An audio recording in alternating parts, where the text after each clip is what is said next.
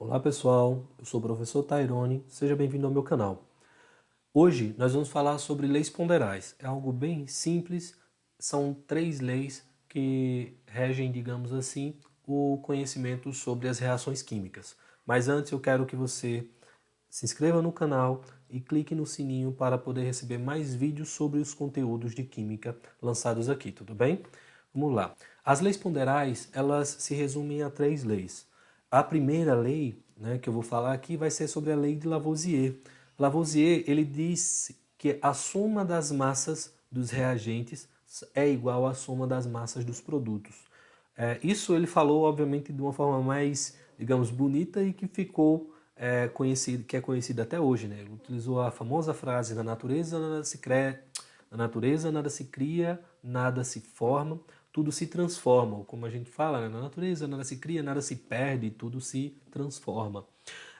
Então, Lavoisier ele chegou à conclusão de que a soma das massas em gramas dos reagentes é igual à soma das massas em gramas dos produtos, tudo bem? Essa primeira lei, ela é conhecida como a lei da conservação das massas, tudo bem? A segunda lei, ela é a lei das proporções definidas ou constantes, que foi proposta por Joseph Louis Proust, né? Proust ele disse o seguinte: toda substância possui uma proporção constante em massa na sua composição e a proporção na qual reagem e se formam é constante. Ele quis dizer, né, eu trouxe para vocês aqui um exemplo de uma tabela com a reação da formação da água a partir do gás hidrogênio e do gás oxigênio. Se vocês observarem bem, eu tenho aqui na primeira coluna representando o gás hidrogênio, na segunda o gás oxigênio, na terceira a água e na quarta aqui o excesso. Mas vamos lá. A proporção da formação da água, pessoal, é de 1 grama de gás hidrogênio para 8 gramas de gás oxigênio. Ou seja, para eu formar 9 gramas de água, eu preciso de 8 gramas de gás oxigênio e 1 grama de gás hidrogênio. Do mesmo modo, se eu quiser formar o dobro de 9 gramas, ou seja, 18 gramas de água, eu preciso de 6 gramas de oxigênio e 2 gramas de hidrogênio. Aqui a gente já trabalha as duas leis, a da conservação da massa e a lei das proporções definidas. Porque observe bem, o que Lavoisier quis dizer é que a soma das massas dos reagentes, 1 mais 8, dá igual à soma das massas dos produtos, 9 gramas. 1 grama mais 8 gramas, 9 gramas. 2 gramas mais 16 gramas, 18 gramas. 4 gramas de hidrogênio mais 32 gramas de oxigênio, 36 gramas.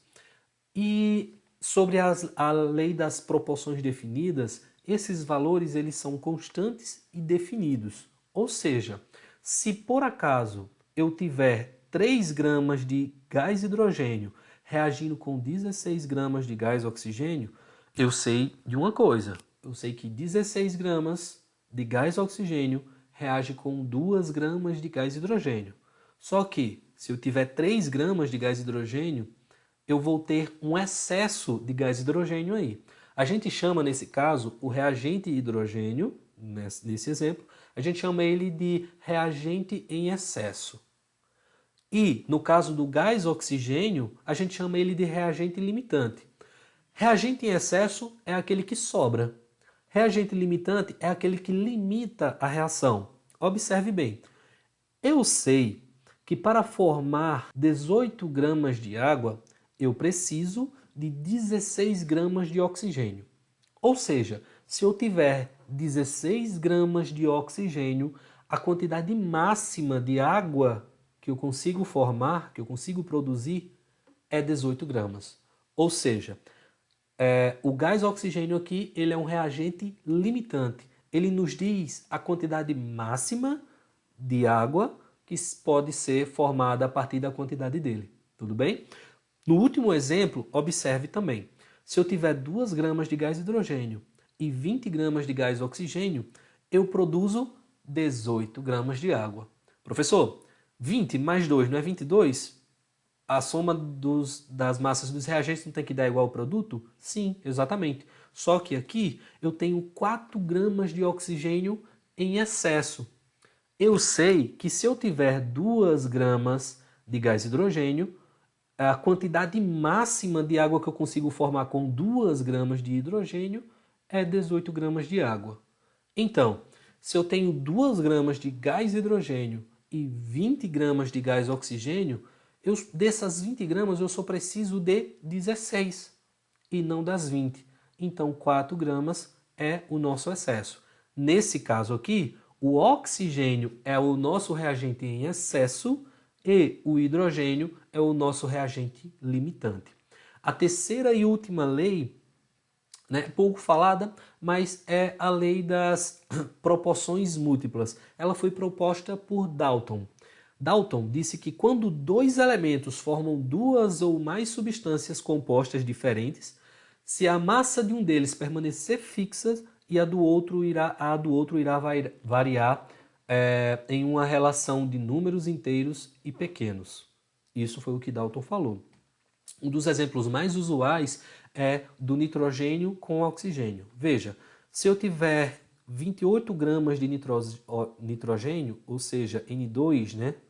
28 gramas, eu posso variar a quantidade de oxigênio, né, para 1 átomo de oxigênio, 2 átomos de oxigênio, 3 átomos de oxigênio, 4 átomos de oxigênio na molécula, formando a proporção, respectivamente, de 2 para 1, 2 para 2, 2 para 3, 2 para 4.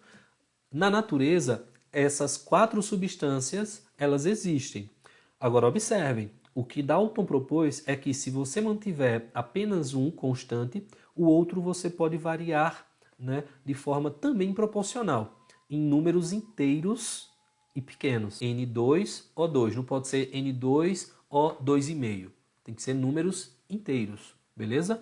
Isso foi a proposta de Dalton. Eu espero poder ter ajudado vocês.